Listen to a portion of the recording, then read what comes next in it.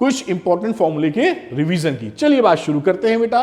बायो-सैवर्ट्स law, ये बहुत important law है क्योंकि ये एक स्मॉल एलिमेंट, करंट एलिमेंट के लिए बताता है। आपको ये पता ही था कि करंट जब फ्लो होती है तो उससे मैग्नेटिज्म पैदा होता है। कितना पैदा होता है उसकी जानकारी, जैसे कूलॉम्स लॉ था, कुछ भाई बहन टाइप के समझ लीजिए आप। तो करंट एलिमेंट जो होता है आइडियल, उससे कितना मैग्नेटिक फील्ड पैदा होता है अगर हमारी डिस्टेंस r है तो ये एंगल पे डिपेंड करता है। इसका फॉर्मूला ये मैग्नीट्यूड फॉर्म में लिखा हुआ है और ये वेक्टर फॉर्म में लिखा हुआ है। तो वेक्टर फॉर्म में भी जरूर याद कीजिएगा क्योंकि जो मैग्नेटिक फील्ड होती है वो एक वेक्टर क्वांटिटी होती है, इसलिए it is important. Mu naught I upon 4 pi dl cross r upon r cube. ध्यान रखिएगा ये पूछा भी जाता है। तो dl क्या है, ये लेंथ है और dl क्रॉस r निकालोगे, r होता है जहां पे दूरी है उसकी तरफ घुमाओगे तो आपको यहां पे दिखाई पड़ रहा है कि मैग्नेटिक फील्ड अंदर की तरफ जा रहा है। इस तरह से आप इसका फॉर्मूले को याद भी रख सकते हैं। डायरेक्शन भी म्यू नॉट की वैल्यू 4 पाई इंटू 10 की पावर -7 और बाकी आपको पता ही है, फटाफट रिवाइज करा रहा हूं। आगे अगर हमारे पास magnetic field due to long straight current carrying conductor है, एक वायर है लंबा इनफाइनाइट लेंथ का लॉन्ग वायर, उसमें करंट फ्लो हो रही है I, तो वो अपने से परपेंडिकुलर दूरी a पर बात करें, यहां पे तो बात की जाती है कि दोनों कॉर्नर से, भाई ये लॉन्ग वायर है, ये इनफाइनाइट लेंथ नहीं, इनफाइनाइट लेंथ अभी होगा तो केस दूसरा हो जाएगा।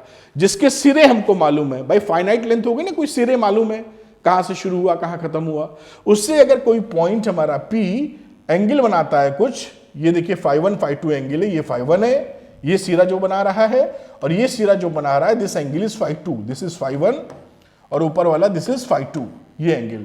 तो उस सिचुएशन में हमारा, और ऊपर से परपेंडिकुलर डिस्टेंस कितनी है यहां से, इसकी दूरी दिस इज a। तो हमारा जो फॉर्मूला बनता है वायर ऑफ फाइनाइट लेंथ का mu not I upon 4 pi a sine φ1 plus sine φ2, ये फॉर्मूला बहुत इंपॉर्टेंट है, जरूर पकड़ के रखिएगा।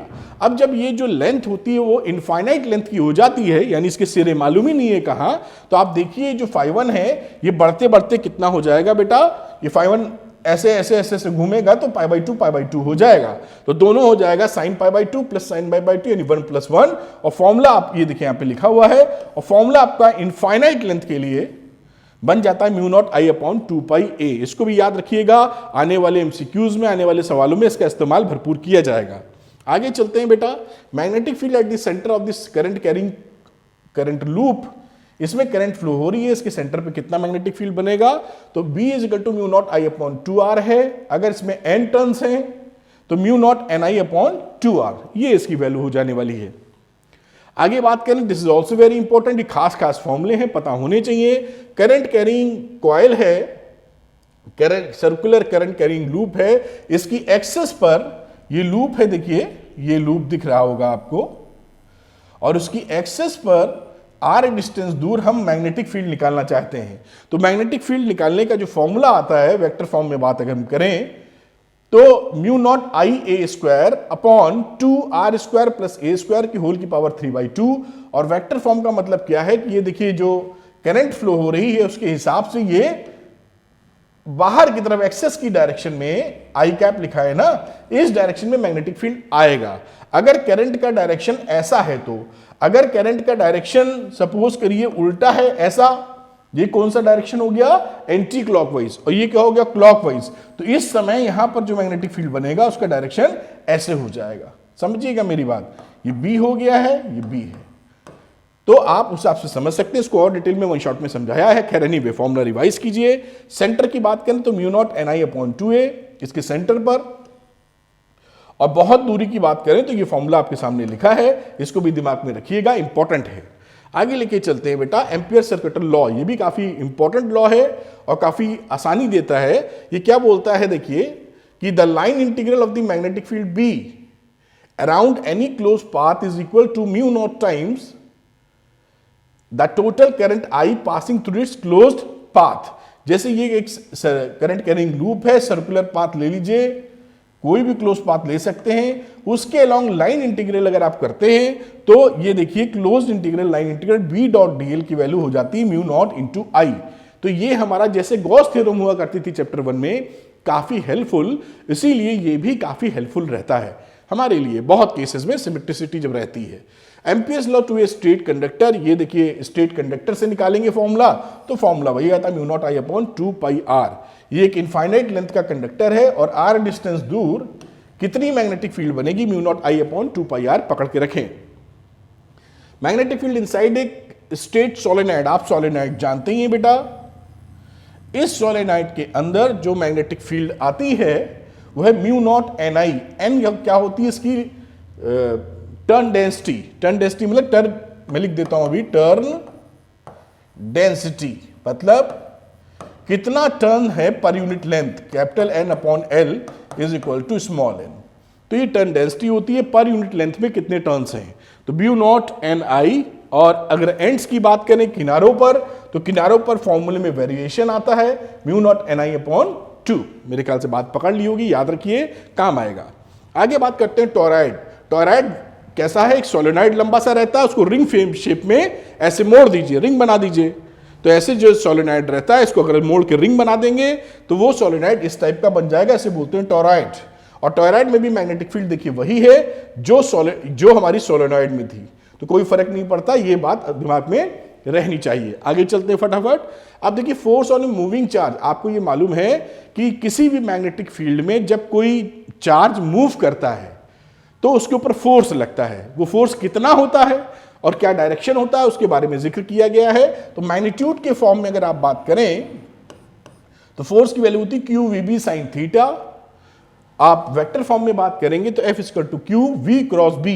ये फॉर्मूला बहुत इंपॉर्टेंट है, वेरी वेरी इंपॉर्टेंट है, क्योंकि इस पे न्यूमेरिकल्स बहुत बनाए जाते हैं, क्योंकि ना ये कठिन है ना ये सरल है। अब इस सिचुएशन में अगर परपेंडिकुलर आप किसी को चार्ज को फ्लो करते हैं, डालते हैं मैग्नेटिक फील्ड में, तो साइन 90 हो जाएगा। थीटा किसके बीच का एंगल है, वी और बी के बीच का, वी और बी के बीच का, ठीक है साहब। आगे बात करते हैं, ये लॉरेंस फोर्स है। तो लॉरेंस फोर्स में जब हम टोटल लॉरेंस फोर्स की बात, ये जो पीछे वाला था ये इसे आप कह सकते हैं मैग्नेटिक लॉरेंस फोर्स। ये क्या है, मैग्नेटिक लॉरेंस फोर्स, स्पेलिंग देख लेना यार, लॉरेंस फोर्स। और ये क्या हो गई, ये दोनों मिला के लॉरेंस फोर्स हो गए, यानी टोटल जिसमें मैग्नेटिक वाला भी है और इलेक्ट्रिक फील्ड वाला भी, क्योंकि इलेक्ट्रिक फील्ड में एफ की वैल्यू क्या हुआ करती थी, क्यू इंटू ई, है ना, इलेक्ट्रिक फील्ड की बात कर रहे हैं, और मैग्नेटिक फील्ड के पीछे देखा क्यू वी बी। तो इस तरीके से टोटल लॉरेंस फोर्स ये निकल के आ जाता है। First class. आगे बातचीत लेके चलते हैं। Motion of a charge particle in a uniform magnetic field. एक यूनिफॉर्म मैग्नेटिक फील्ड है, जब आपको मालूम है जब हम कट्टम का निशान लगाते हैं इसका मतलब है कि जो मैग्नेटिक फील्ड है इनवर्ट डायरेक्शन में है, perpendicular invert to the screen of this television, smart board, जो भी बोलो, तो इस डायरेक्शन में मैग्नेटिक फील्ड है। जब इसमें आप एक चार्ज पार्टिकल को परपेंडिकुलर इंटर कराते हैं, मतलब ऐसे एंट्री कराते हैं, सपोज करिए, उस समय लिखा motion of a charge particle in a uniform electric field, तो सेंट्रीपिटल फोर्स क्या लगता है, उसको इक्वेट कर देते हैं क्यूवीबी से, क्योंकि क्यूवीबी क्या होगा, मैग्नेटिक लॉरेंस फोर्स, और उसका रिजल्ट आता है ये रेडियस। ध्यान रखिएगा, यहां जो चार्ज पार्टिकल इंटर कराया है वो पॉजिटिव इन नेचर है इस डायरेक्शन में, और परपेंडिकुलर है, ये ऐसे है तो एंट्री ऐसे है। ये देखिए मैग्नेटिक फील्ड ऐसे है तो एंट्री परपेंडिकुलर डायरेक्शन में है, परपेंडिकुलर ना हो तो क्या होगा, नेक्स्ट स्लाइड में है।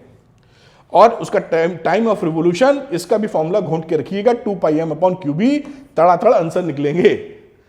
फ्रीक्वेंसी कितनी है, क्यूबी अपॉन 2 पाई एम, ये फॉर्मूले याद होने चाहिए और बिल्कुल आप नोट करके याद कर सकते हैं। अब दूसरी सिचुएशन होती है जब हमारा चार्ज पार्टिकल पूरा परपेंडिकुलर डायरेक्शन में इंटर नहीं करता, किसी स्लैंटेड पे, किसी एंगल पे एंट्री मारता है, फिर क्या होगा, motion of a charge particle in uniform magnetic field when the initial velocity makes an arbitrary angle with the field direction, यानी थीटा 90 नहीं है, कोई आर्बिट्री एंगल बनाता है तो उस समय क्या होने वाला है, तो इसका जो मोशन, पिछले वाला मोशन क्या था, सर्कुलर, ठीक, जब 90 डिग्री पे एंट्री मारी थी, और यहां जब तिरछी एंट्री मारेगी एंगल थीटा पर, ये देखिए एंगल थीटा है, तो उस समय इसका मोशन होता है हेलिकल, हेलिक्स बनाता है। हेलिक्स बनाने का मतलब ऐसे ऐसे आगे बढ़ेगा, जैसे स्प्रिंग होती है, स्प्रिंग नुमा आगे बढ़ेगा, आगे भी चल रहा है, गोल गोल घूम भी रहा है, ऐसे ऐसे ऐसे ऐसे बढ़ेगा, इसे बोलते हैं helical motion.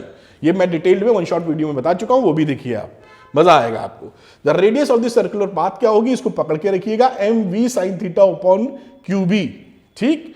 Time of revolution 2 pi M upon Q B आने वाला है, वगैरह वगैरह। पिच क्या है? पिच का मतलब है एक चक्कर ये देखिए बना है, एक चक्कर से जब दूसरा चक्कर मारेगा तो या एक चक्कर में वो कितना आगे बढ़ गया एक चक्कर लगाने में, क्योंकि वो आगे भी बढ़ रहा है, तो इसे बोलते हैं पिच।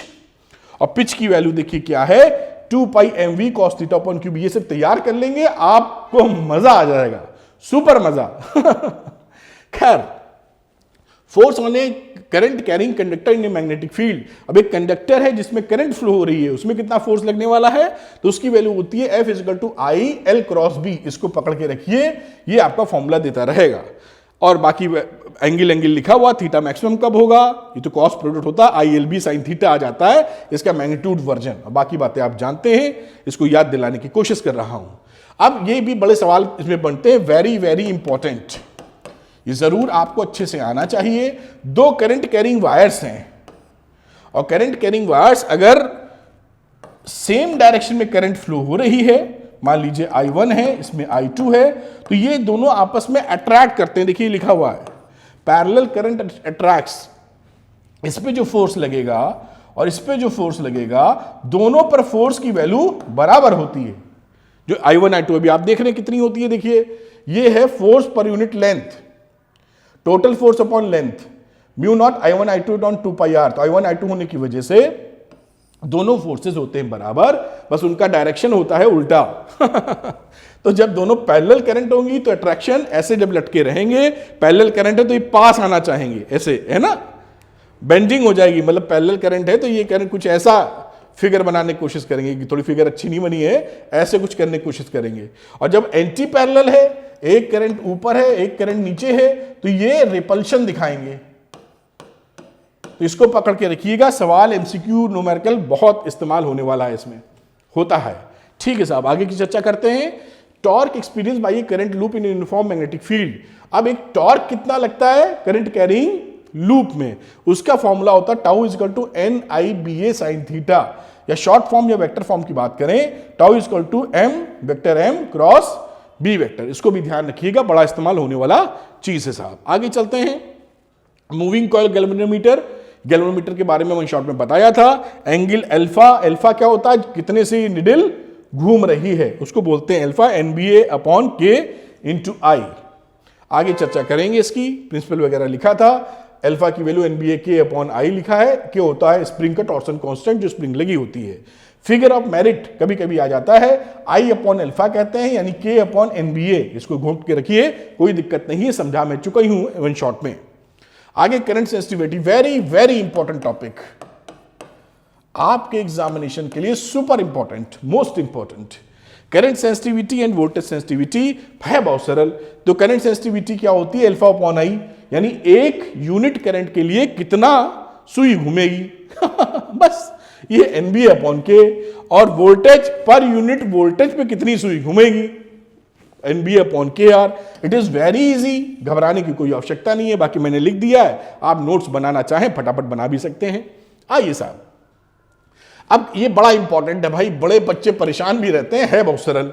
तो conversion of a galvanometer into ammeter, यानी गैल्वेनोमीटर से हम लोग एमीटर भी बना सकते हैं और वोल्ट मीटर भी बना सकते हैं। पहली कहानी एमीटर की। तो एमीटर बनाने के लिए हमको इसके पैरेलल में एक शंट लगाना पड़ता है। अब ये अंटर शंट क्या है? अंटर शंट नहीं, शंट। तो शंट होता है बहुत ही, क्या होता है लिख दिया है, shunt is a low resistance, very low resistance होता है, connected in parallel with the galvanometer और ammeter to protect it from the strong current. तो एक शंट यानी बहुत लो रेजिस्टेंस वाला हम पैरेलल में जब लगा देते हैं, लो रेजिस्टेंस, उसको शंट बोलते हैं। तो अधिकतर करंट क्योंकि लो रेजिस्टेंस है उधर से चली जाती है, गैल्वेनोमीटर से नहीं जाती। गैल्वेनोमीटर से ज्यादा करंट जाएगी तो गैल्वेनोमीटर फूंक जाएगा, हाईली सेंसिटिव डिवाइस होता है वो, है ना। तो इसलिए एमीटर में क्या होगा, हमेशा गैल्वेनोमीटर के पैरेलल में हम शंट लगा देंगे, जिससे कि गैल्वेनोमीटर बन जाएगा एमीटर। और एमीटर किस काम में आता है, करंट का मैग्नीट्यूड नापने के काम में आता है। गैल्वेनोमीटर से भी नाप सकते हैं, लेकिन गैल्वेनोमीटर हाईली सेंसिटिव होने की वजह से बहुत छोटी करंट से नाप पाता है। और ये जो एमीटर है, शंट लगाने के बाद वो बड़ी करंट्स भी नाप देता है आराम से। माइक्रो करंट नाप रहा है, ये मिली एम्पेयर की करंट नाप रहा है, और बढ़ा दीजिए तो एम्पेयर भी नाप मारिए इससे। समझ पा रहे हैं आप? अब ये कैसे काम होता है इसके अंदर, ये देखिए अब कैसे कन्वर्ट किया जाता है। देखिए एक galvanometer is converted to ammeter by putting low resistance shunt in parallel with it. एक लाइन में आंसर कंप्लीट हो जाता है, देखिए शानदार तरीके से। अब क्या होता है, देखिए फॉर्मूले जो लिखे इसका मतलब थोड़ा सा बता दूं तो पकड़ लोगे फटाफट। ये है शंट का रेजिस्टेंस एस, ये शंट का रेजिस्टेंस, ये गैल्वेनोमीटर का रेजिस्टेंस, और गैल्वेनोमीटर में जो करंट जा रही है दिस इज IG, और I ये कौन सी करंट है, I वो करंट है जो आप गैल्वेनोमीटर को एमीटर में जब बदलेंगे तो कहां तक नापना चाहते हैं। जैसे 5 एम्पियर तक का बनाना है स्केल, कि 0 से लेके 5 एम्पियर तक का हमारा मीटर नाप दे, तो 5 एम्पियर क्या कहलाएगा, I, full scale current for desired ammeter. Are you getting my point. तो ये I क्या है, वो करंट जो एमीटर बनाने के बाद ज्यादा से ज्यादा नापना चाहते हैं आप, फुल स्केल करंट, ठीक, वो I कहलाती है। और ये शंट की वैल्यू समझ गए, G है गैल्वेनोमीटर का रेजिस्टेंस, और ये टोटल रेजिस्टेंस की बात की जाए तो दोनों पैरेलल में टोटल रेजिस्टेंस आता है डिवाइस का, फर्स्ट क्लास। वोल्ट मीटर की बात करते हैं तो वोल्ट मीटर में हम लोग बहुत ही तगड़ा हाई रेजिस्टेंस इसकी सीरीज में लगाते हैं। देखिए लिखा है a galvanometer is converted to voltmeter by putting high resistance in series. Series में लगा दीजिए, ये गैल्वेनोमीटर बन जाएगा वोल्ट मीटर।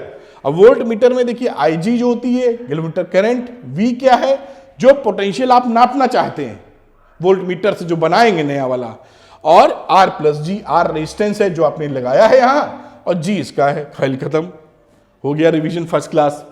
अब बारी शुरू होती है इंपॉर्टेंट डेरिवेशंस की, उसका जिक्र भी फटाफट कर लेते हैं हम लोग। तो इंपॉर्टेंट डेरिवेशन में देखिए इसका डेरिवेशन बड़ा इंपॉर्टेंट है, वेरी इंपॉर्टेंट डेरिवेशन। तो बच्चों ये बहुत इंपॉर्टेंट है कि मूविंग चार्जेस एंड मैग्नेटिज्म में magnetic field due to a long straight current carrying conductors को भी तैयार कर लीजिएगा बेटा, एग्जामिनेशन में अक्सर पूछा जाता है। रही बात दूसरे डेरिवेशन की, तो दूसरे डेरिवेशन में भी आप देखें तो magnetic field at the centre of the circular loop, ये भी काफी इंपॉर्टेंट है, इनका भी डेरिवेशन आपका तैयार होना चाहिए।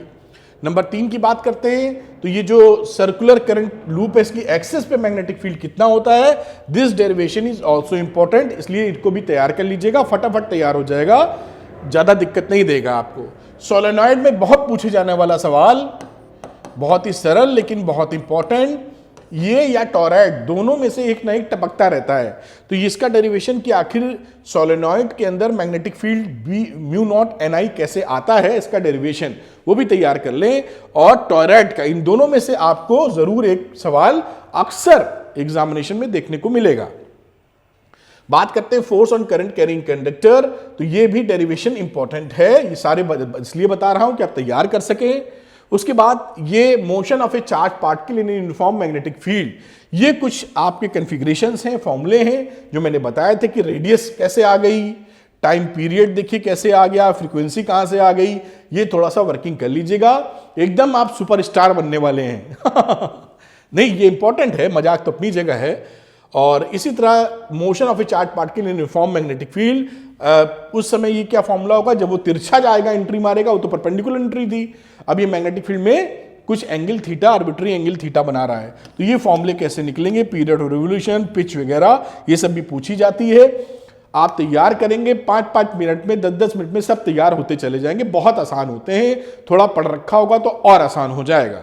चलिए साहब, ये भी force between two parallel current carrying wires, जो करंट कैरिंग वायर्स की बात कर रहे थे कि दो वायर्स हैं, पैरेलल हैं, एंटी पैरेलल करंट्स हैं, दोनों में पैरेलल हैं, और या फिर दोनों में सेम डायरेक्शन में करंट फ्लो हो रही है। इसमें ये फोर्स कहां से आ गया, इसका डेरिवेशन बाकी मैंने बताया था कि सेम डायरेक्शन में अगर करंट जाती है तो अट्रैक्ट करती है, दो लोग जब से साथ जाते हैं तो अट्रैक्शन देते हैं, मतलब एक दूसरे को मजबूती, और जब एंटी पैरेलल करंट्स होती हैं एक दूसरे के अपोजिट तो रिपेल करती हैं, जैसा यहां पर भी दिखाया गया है। तो ये डेरिवेशंस हैं, यह भी टॉर्क की वैल्यू, ये भी बड़ा इंपॉर्टेंट डेरिवेशन है, इन सबको तैयार रखिए, कोई भी आ सकता है, ज्यादा परेशानी नहीं, बहुत आसान है, वेरी इजी। और ये डेरिवेशन इस तरीके से देखिए खत्म हो जाते हैं। अब बारी है एमसीक्यू क्वेश्चन करने की, हम लोग शुरू करते हैं बिना टाइम वेस्ट किए हुए। चलिए, पहला एमसीक्यू में क्वेश्चन आता है हमारे सामने, ये a circular coil carrying a current I has a radius R। ये कोई सर्कुलर वायर में बना देता हूं, देखिए सर्कुलर वायर तो होता जरूर है लेकिन कहीं से एंट्री तो देनी ही पड़ेगी करंट की, तो मैं इस तरह से सर्कुलर वायर एक बना रहा हूं जिसकी रेडियस R है। तो आप जानते हैं सर्कुलर जब कॉइल होता है तो इसकी जो सेंटर पर जो मैग्नेटिक फील्ड होती है उसका फॉर्मूला होता है B is equal to mu naught NI upon 2R। ये centre current carrying circular loop पे अगर करंट इसमें आई जा रही है, आई फ्लो कर रही है और रेडियस R है, नंबर ऑफ टर्न्स इसके अंदर N है, आप देखिए रहे तो फॉर्मूला लगेगा।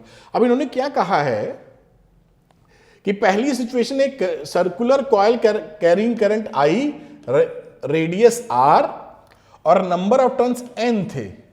अब ये क्या कहते हैं, इफ ऑल द थ्री, ये तीनों I एंड R को इन्होंने क्या किया, डबल कर दिया। देखिए तीनों को इन्होंने ये देखिए डबल कर दिया, दुगना। तो नई सिचुएशन में क्या किया, जो करंट हो गई 2I, रेडियस हो गई 2R और टोटल नंबर ऑफ टर्न्स हो गए 2N। नई सिचुएशन में कह रहे हैं मैग्नेटिक फील्ड सेंटर पे क्या हो जाएगा, पहले अगर B था तो अब B1 कह देते हैं। अब B1 क्या होगा, म्यू नॉट तो वही रहेगा, 2 तो वही रहेगा, N की जगह 2N हो जाएगा, I की जगह 2I हो जाएगा, R की जगह 2R हो जाएगा, ये नई सिचुएशन के हिसाब से। अब यहां पर देखिए ये 2 तो इसको मार देगा, तो B1 की वैल्यू क्या मिली, म्यू नॉट अपॉन 2, इस 2 को यहां लिख लीजिए NI अपॉन R। ये देखिए ये पहले वाले का डबल है, 2 एक्स्ट्रा है, दिस इज 2B। तो हमारे अब जो मैग्नेटिक फील्ड है वो डबल हो जाएगा। Answer is first answer, A option is correct. ये आंसर हो गया और आपको समझा भी दिया एक्सप्लेनेशन। इस तरह से एमसीक्यू के सवाल लगाए जा सकते हैं और लगाने होंगे, मजा आ जाएगा आपको। आगे चलते हैं साहब, नंबर 2 क्वेश्चन की बात करते हैं एमसीक्यू की। A current flows along the length of a infinitely long straight thin walled wire pipe. ये पाइप है, थिन वॉल्ड पाइप है, इस तरह से समझ लीजिए, कोई पाइप है थिन वॉल्ड, है ना। उसके फिर 4 ऑप्शंस हैं। The magnetic field at all points inside the pipe is same but not zero. The magnetic field at any point inside the pipe is zero. ये ऑप्शन सही है, बी ऑप्शन, क्योंकि इसके अंदर इनसाइड द पाइप हमेशा value क्या मिल जाएगी, zero, क्योंकि ये पाइप है थिन वॉल्ड का है। तो ये कॉन्सेप्ट क्वेश्चन था, इस तरीके से लग जाता है। नंबर 3 की बात करते हैं। When A charge particle moving with velocity v is subjected to a magnetic field of induction B, the force on its non-zero। कब ये नॉन जीरो होगा, तो एक मैग्नेटिक फील्ड है B, इसमें कोई चार्ज पार्टिकल एंट्री कर रहा है। हम जानते हैं कि जब भी कोई चार्ज पार्टिकल एंट्री करता है तो उस पर लगने वाला जो फोर्स होता है उसका वैल्यू QVB साइन थीटा हमने पढ़ा है। अब अगर इस फोर्स को जीरो नहीं होना है तो QVB तो जीरो नहीं होंगे, मैग्नेटिक फील्ड होगा, वेलोसिटी कुछ होगी, Q कुछ होगा, साइन थीटा जीरो नहीं होना चाहिए। तो साइन थीटा जीरो ना हो, अगर जीरो हो गया तो फोर्स जीरो है, तो थीटा क्या होना चाहिए, जीरो नहीं होना चाहिए और 180 डिग्री नहीं होना चाहिए, वरना ये शून्य हो जाएगा। तो यहां पर ऑप्शन नंबर कौन सा मिलता है, ऑप्शन नंबर डी मिलता है। Angle between can have any value other than 0 and 180 degree. बात समझ में आई होगी। इसके अलावा कोई भी वैल्यू लेगा तो कुछ ना कुछ फोर्स लगेगा, फोर्स जीरो नहीं होगा, यही पूछा था। अच्छा ये ध्यान से समझना, कई बच्चे जल्दी में स्टेटमेंट नहीं पढ़ते एमसीक्यू का, ध्यान से। The force on it's non zero, ऐसा झटके में कई बच्चे पढ़ सकते हैं कि जीरो, तो गलत हो जाएगा। एमसीक्यू में ये गलतियां बहुत नॉर्मल है, बहुत बच्चे करते हैं। तो एमसीक्यू में अच्छे से पढ़ें, पूछ क्या रहा है, और ऑप्शंस को भी अच्छे से पढ़ें, जल्दीबाजी ना करें। खैर ये सवाल हो जाता है। अगले सवाल की तरफ चलते हैं। A circular coil of 50 turns. तो मैं सर्कुलर कॉइल ऐसे बना देता हूं, आप जान ही रहे हैं कहीं से निकला होगा वायर। तो इसमें है 50 टर्न्स और इसकी रेडियस है 7 सेंटीमीटर, आर लिख देता हूं 7 centimetre. Is placed in a uniform magnetic field of 4 tesla normal to the plane of the coil. Plane के नॉर्मल चलो ऐसे बना देते हैं, ऐसे मैग्नेटिक फील्ड ऊपर से नीचे जा रही है, बड़ी अच्छी बात। If the current in the coil is 6 ampere, I की वैल्यू कितनी है, 6 ampere, then total torque acting on the coil. अच्छा टॉर्क निकालो, अरे भाई ये तो बहुत आसान सवाल है। ये देखिए टॉर्क में लिखा है NIBA और रहा साइन थीटा, आप समझ रहे होंगे। तो NIBA ये रहा साइन थीटा। अब इसमें देखिए जो थीटा होता है वो एंगल किसके बीच का होता है बेटा, वो होता है बी और एरिया वेक्टर के बीच में। अब इसका एरिया वेक्टर और ऊपर या नीचे, तो इनके बीच में थीटा कितना हो जाएगा, या तो 0 डिग्री या 180 डिग्री। उस सिचुएशन में साइन थीटा हो जाएगा 0, तो टॉर्क हो जाएगा 0। यानी इसका आंसर है B, 0।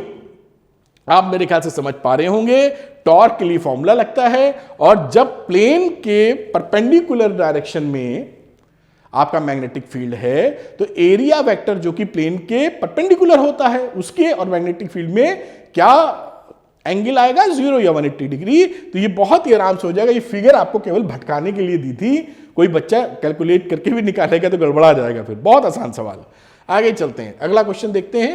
A charge Q is moving in a magnetic field then the magnetic force does not depend. अच्छा, ये फॉर्मूला हमने पढ़ा है, जब भी कोई चार्ज मैग्नेटिक फील्ड में जाता है, ये मैग्नीट्यूड है, तो ये किस पे डिपेंड नहीं करता, मास, वेलोसिटी, चार्ज, मैग्नेटिक फील्ड आपको दिख ही गया होगा। वेलोसिटी पे डिपेंड करता है, चार्ज पे डिपेंड करता है, मैग्नेटिक फील्ड पे डिपेंड करता है, मास पे डिपेंड नहीं करता। तो आंसर इज ए। आप देख पा रहे होंगे, इस तरह से एमसीक्यू करेंगे, बहुत सुंदर तरीके से कर पाएंगे। अगले सवाल पे चलते हैं हम लोग। ये है the Biot Savart's law in vector form. Vector form में बायो-सैवर्ट्स लॉ क्या बोलता है, ध्यान से देखिए, पॉज कर लीजिए वीडियो, बताइए, और आपको साफ तौर पे दिखेगा कि इसका option number B is correct. ये बी ऑप्शन करेक्ट है, बाकी सब में गड़बड़ है। देखिए डीएल क्रॉस आर होता है, नीचे आर क्यूब होता है, नीचे में आर स्क्वायर है जो कि सही नहीं है, या आर क्रॉस डीएल है which is wrong, I cross DL भी रॉन्ग है। तो ये क्वेश्चन का जवाब होगा आंसर बी। आगे चलते हैं बेटा। When a charge particle is projected perpendicular to a uniform magnetic field, एक यूनिफॉर्म मैग्नेटिक फील्ड है सपोज करिए इस तरीके का, और इसमें एक चार्ज पार्टिकल सपोज करिए पॉजिटिव चार्ज का, हम इसके परपेंडिकुलर एंट्री करा देते हैं। ये मैग्नेटिक फील्ड नीचे जा रहा है और एंट्री ऐसे हो रही है। It describes a circular path, बिल्कुल सही है, ये सर्कुलर पाथ फॉलो करता है। ये यहां आएगा और ऐसे करके ऐसे घूमेगा। अब ऐसे घूमेगा वैसे घूमेगा, इसके लिए लेफ्ट हैंड रूल लगाते हैं। मैग्नेटिक फील्ड नीचे है, उधर है, तो ये इस तरफ की जगह ऊपर जाएगा, तो ये घूमेगा इस तरफ, ऐसे सर्किल बनाएगा। ये नीचे वाला सर्किल नहीं बनाएगा, इसको हटाने का प्रयास करता हूं, ये ठीक है। कैसे होगा अभी सवाल आएंगे तो समझाएंगे। सर्कुलर पाथ फॉलो करेगा। अब ये जो सर्कुलर पाथ में केवल इसका डायरेक्शन बदलता है, v सेम रहता है, तो स्पीड रिमेन्स कांस्टेंट, आंसर यही है। इट्स वेलोसिटी नहीं, डायरेक्शन बदल रहा भाई। सर्कुलर पाथ जब फॉलो करेगा तो यहां पर डायरेक्शन कुछ और है, यहां पे डायरेक्शन कुछ और है, जबकि स्पीड सेम है, तो ये नहीं हो सकता। मोमेंटम m इंटू वी होता है और v हो रहा है चेंज, तो नहीं हो सकता। काइनेटिक एनर्जी इंक्रीज नहीं करेगी क्योंकि वेलोसिटी सेम है, हाफ mv स्क्वायर सेम बना रहेगा, तो ये भी नहीं होगा। तो option number A is correct. इस तरह से आप पकड़ के रखिएगा, सवाल सारे सही होते जाएंगे। आगे की चर्चा करते हैं हम लोग। देखिए बहुत अच्छा सवाल। एक current I flows through a long straight conductor, ये लॉन्ग स्ट्रेट कंडक्टर है, which is bent into circular form loop और in the middle as shown in the figure. अब बोलना है the magnitude of the net magnetic field at O will be, O पर कितना होगा। तो देखिए जो सर्कुलर लूप होता है उसका फॉर्मूला पहले लिख देता हूं, होगा mu naught upon 2 N I upon R. ये क्या है, सर्कुलर लूप। और दूसरा स्ट्रेट वायर भी है, ये देखिए सीधी लाइन है ना स्ट्रेट वायर की, इसका भी मैग्नेटिक फील्ड बनाएगा और लूप भी बनाएगा, दोनों लोग बनाएंगे। तो स्ट्रेट वायर का क्या हो जाएगा, mu naught upon 2 pi are आई ऊपर। तो ये फॉर्मूला आपको याद रखने होंगे पहले तो, ठीक है साहब। अब हम देखेंगे कि मैग्नेटिक फील्ड एक वेक्टर क्वांटिटी है, तो जो वायर है स्ट्रेट वायर वो मैग्नेटिक फील्ड बनाएगा इतना, लेकिन किस डायरेक्शन में। तो ये देखिए आई है, तो आपको राइट हैंड पाम रूल इस्तेमाल कीजिए, अंगूठे की तरफ करंट, और आपको दिखाई पड़ रहा है कि ये किधर देगा, ऊपर की डायरेक्शन में। तो मैं यहां लिख देता हूं ऐसे डॉट, आउटवर्ड डायरेक्शन में आपकी तरफ। अब ये देखिए जो लूप है, लूप का डायरेक्शन क्या है, ये करंट है, ये अंदर की तरफ है, इसका डायरेक्शन हो जाएगा इनवर्ड डायरेक्शन में, दोनों अपोजिट डायरेक्शन में है। अपोजिट डायरेक्शन में वैल्यू एक दूसरे में घटा देनी चाहिए। तो नेट वैल्यू क्या मिली, बी नेट।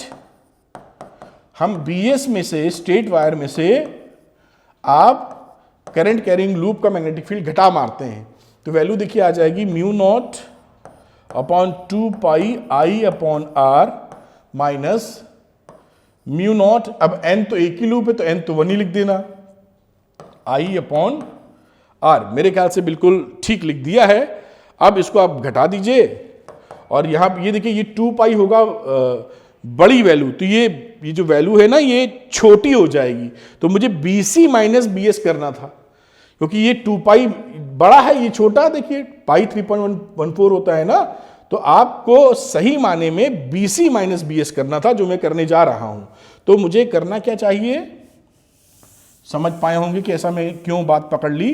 अगर राइट डायरेक्शन निकालना है तो मुझे BC बड़े में से छोटा वाला घटा देते हैं हम लोग, और BC की वैल्यू क्या थी, mu naught upon 2I upon R minus mu naught upon 2 pi I upon R। ये डिनोमिनेटर में बड़ी वैल्यू है इसलिए छोटा हो जाएगा वो, और इसमें से कॉमन ले लीजिए, mu naught upon 2 RI common ले लिया, अंदर क्या बचा, this is 1 minus 1 upon pi. ठीक है क्या, बिल्कुल ठीक है, ये वैल्यू आपकी आ गई। और अगर आप ऑप्शन देखते हैं तो option number D is correct, option number D is correct. इस तरीके से देखिए mu not I upon 2R 1 minus 1 upon pi, इस तरह से क्वेश्चंस मिलेंगे। ये इंपॉर्टेंट क्वेश्चन था, ऐसे क्वेश्चंस आपको आने चाहिए। अब हम लोग चलते हैं अगले सेगमेंट में जो है इंपॉर्टेंट क्वेश्चन का, आइए चलते हैं। तो बच्चों आते हैं इंपॉर्टेंट क्वेश्चंस पे और शुरू करते हैं न्यूमेरिकल्स की बात। इंपॉर्टेंट क्वेश्चंस, ये रहा पहला क्वेश्चन, बड़ा इंपॉर्टेंट है, ये सब एग्जामिनेशंस में आए हुए सवाल हैं। तो लिखा है फिगर शोज, ये फिगर बता रही है इस करंट लूप, ये करंट लूप है, देखिए PSRQ, ये लूप दिख रहा है आपको इस तरह का। 2 सर्कुलर सेगमेंट्स, ये 2 सर्कुलर सेगमेंट्स हो गए, आपको दिखाई पड़ रहे हैं, मैं रिपीट करूंगा तो फिगर गंदा हो जाएगा। And joined by 2 radial lines, ठीक है। Find the magnetic field at O, यहां पर मैग्नेटिक फील्ड निकालना है। पहली बात आपको मालूम होनी चाहिए और होगी भी आपको, ये जो करंट कैरिंग वायर होता है इसी की सीध में अगर कोई पॉइंट आप ABCD कुछ ले लें तो उसमें मैग्नेटिक फील्ड होता है 0, पहली बात ये।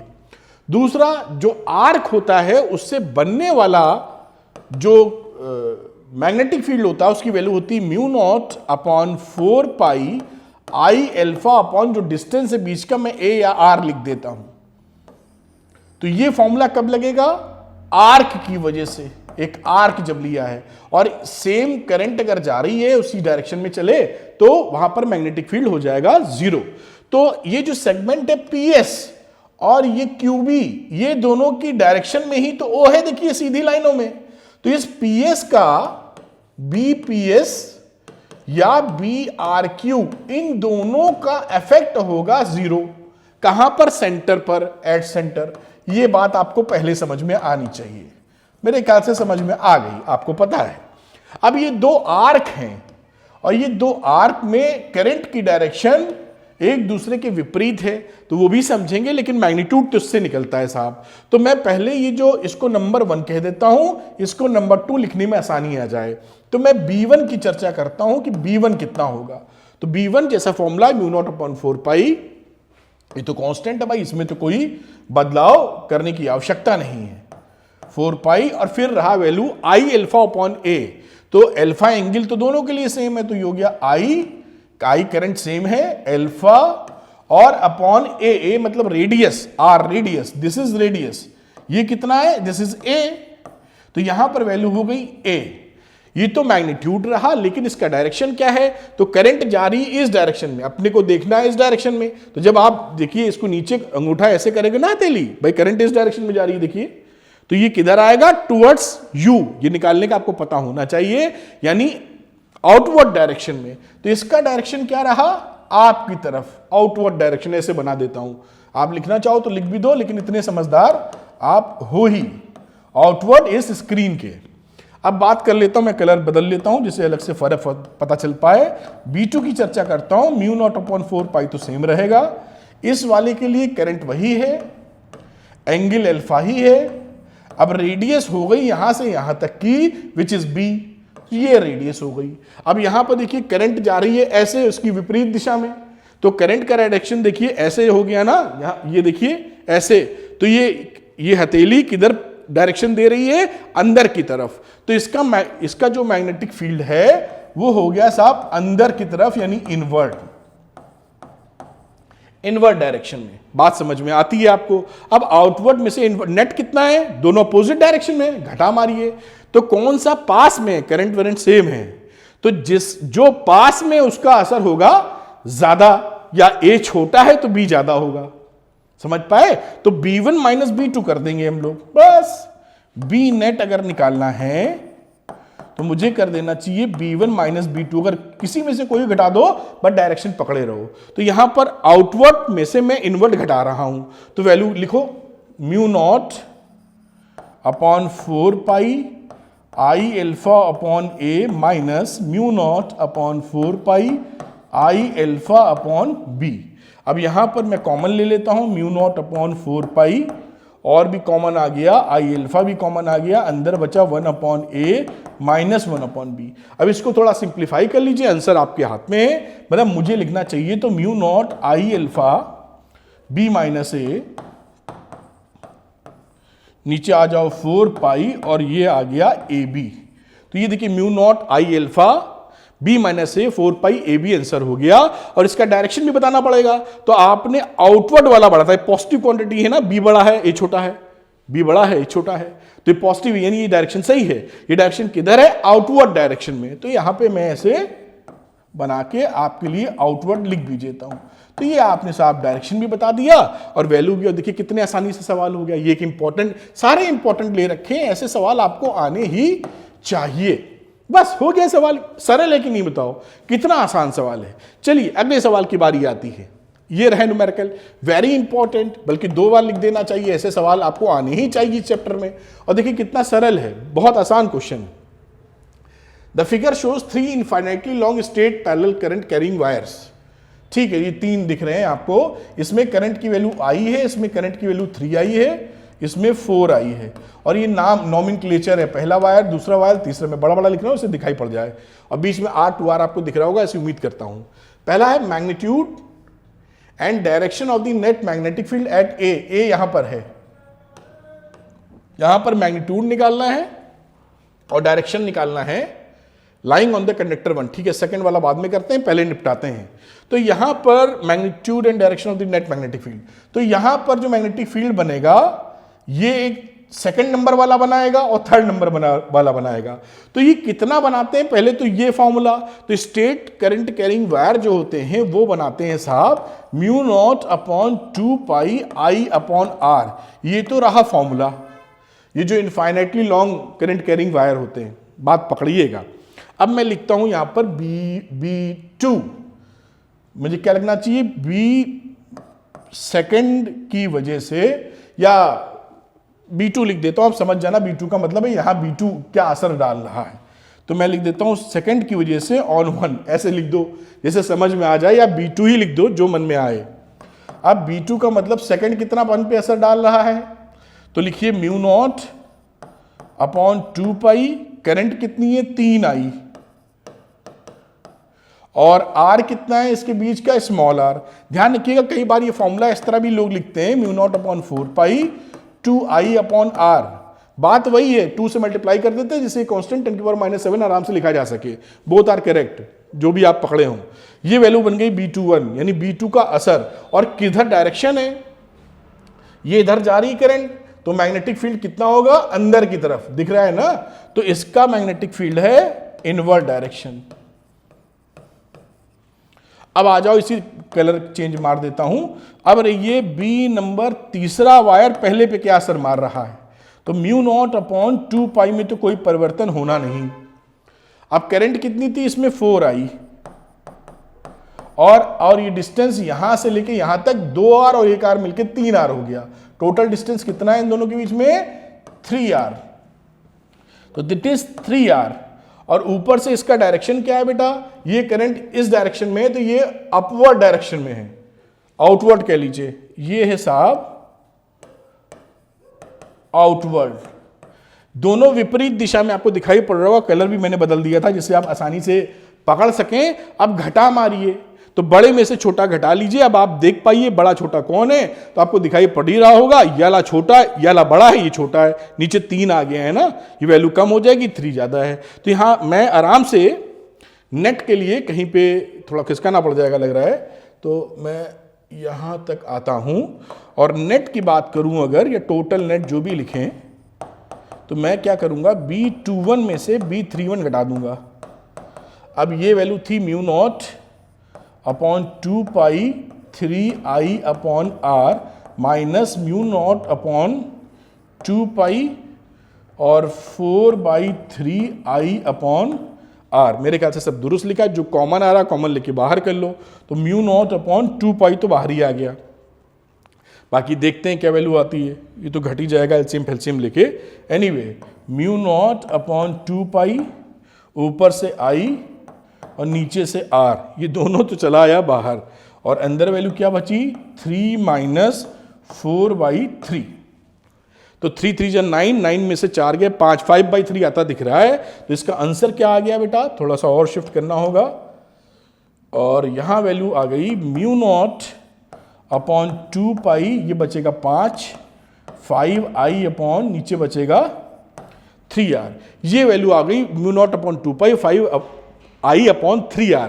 और ये डायरेक्शन इनवर्ड, ये पॉजिटिव क्वांटिटी है तो इनवर्ड में से घटाया है, तो इसकी डायरेक्शन किधर आएगी, इनवर्ड कट्टम, इस तरह का डायरेक्शन आएगा इसका। कई बुक्स में इसको 4 पाई करने के लिए ऐसे भी लिख देते हैं, म्यू नॉट अपॉन 4 पाई, 2 से मल्टीप्लाई कर दीजिए, इसको 10I अपॉन 3R भी लिख देते हैं। इसे आप इसको जानते पहचानते हैं, बोथ आर सेम थिंग, 2 से ऊपर नीचे मल्टीप्लाई किया, घबराने की आवश्यकता नहीं है। नहीं कोई पिछले साल के पेपर लगा रहा होगा, रेस सर ने गलत करा दिया, तो ये आप झटका ले लेते हैं बहुत ज्यादा, शॉक। तो शॉक नहीं लेना है ना, प्यार से करिए, आसान से करिए, आसान क्वेश्चन है, मक्खन। तो साहब ये हो गया सवाल इसका, इनवर्ट डायरेक्शन निकाल मारा आपने। अब दूसरा खिलाड़ी दूसरा कुछ पूछ रहे थे ये, अब देखें भाई, फोटो वोटो दिखाई पड़नी चाहिए तो ये रहा साहब मैग्नेटिक फोर्स ऑन कंडक्टर 2। अच्छा, तो ये बड़ा इंपॉर्टेंट सवाल हो गया। अब इसको ऐसे खसका दें क्या, अभी चर्चा करते हैं, इधर चले जाएंगे। अब किस कंडक्टर पे, मैग्नेटिक फोर्स ऑन कंडक्टर 2, ये दूसरे पे फोर्स कितना लग रहा है ये बताने का है। तो आप जानते ही हैं कि मैग्नेटिक फील्ड में करंट कैरिंग कंडक्टर है, वो फोर्स लगाएगा 2 पर, और फोर्स कितना लगाएगा उसकी वैल्यू हम लोग निकालने की कोशिश करेंगे। और I1 I2 से आपको पता भी है कि फोर्स कितना लगता है, उसका फॉर्मूला मुझे लगता है शिफ्ट कर देना चाहिए, समय आ चुका है। तो मैं एक मिनट अच्छो, तो यहां पे आते हैं, ठीक है साहब। तो बच्चों यहां पे देखिए, जो ये पैरेलल वायर्स होते हैं, ये कितना फोर्स पर यूनिट लेंथ लगाते हैं, इसे स्मॉल f की बात करें या F/L की बात करें, पर यूनिट लेंथ की, तो उसको आप लिखा करते थे बेटा कितना, mu naught I1 I2 upon 2 पाई R। ये फॉर्मूला था, इस फॉर्मूले को आपको आना चाहिए, वरना ये सवाल लगाना मुश्किलों से भरा हो जाएगा। अब आपको ये भी पता था कि जब ये दोनों एंटी डायरेक्शन में, एंटी पैरेलल डायरेक्शन में करंट होती थी, तो ये एक दूसरे को अपोज करती थी, यानी फोर्स अपोजिट डायरेक्शन में रिपल करते थे ये।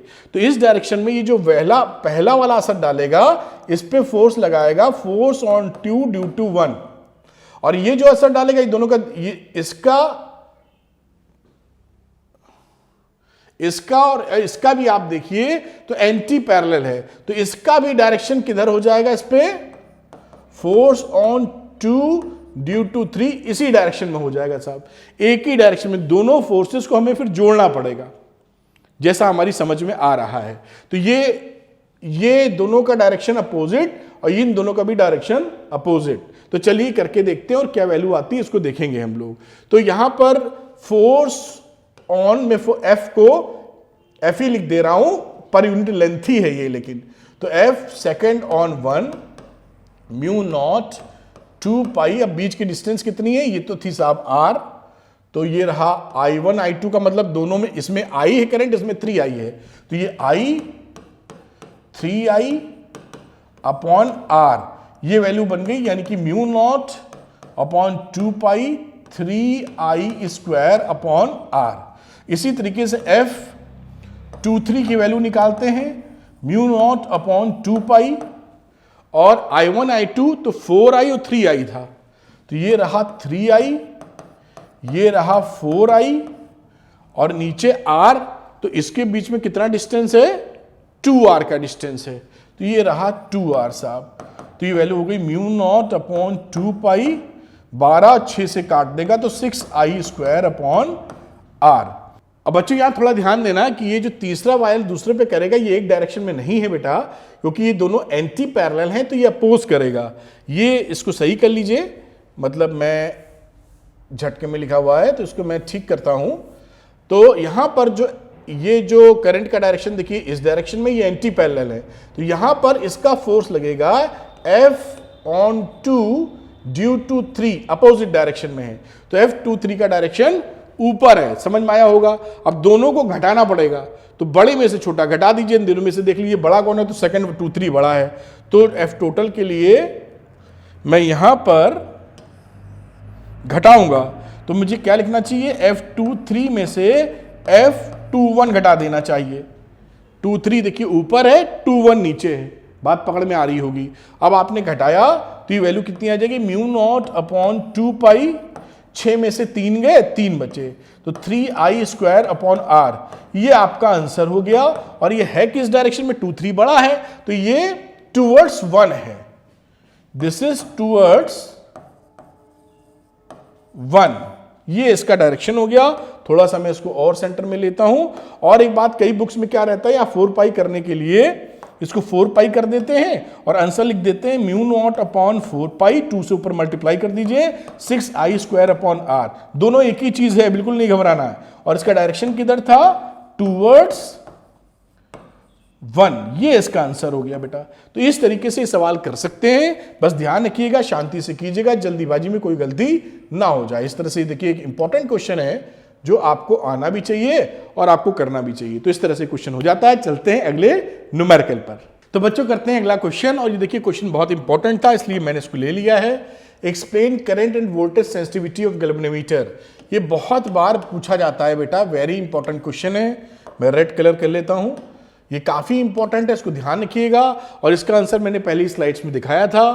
Current sensitivity, voltage sensitivity, IS होता है अल्फा अपॉन आई, अल्फा होता है वो निडल कितना एंगल घूम रही है, NBA अपॉन के, ये फॉर्मूले के तौर पे याद रखिए।